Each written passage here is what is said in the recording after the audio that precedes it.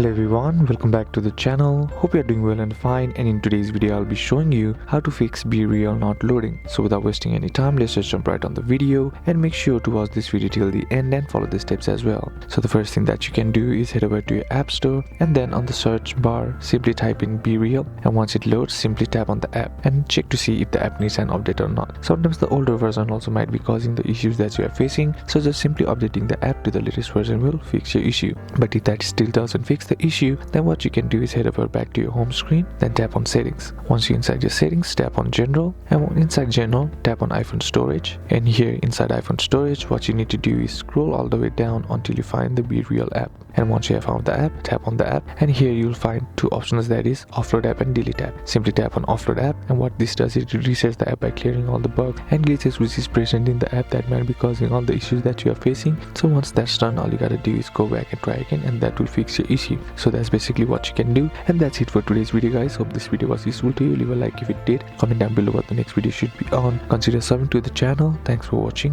Bye bye.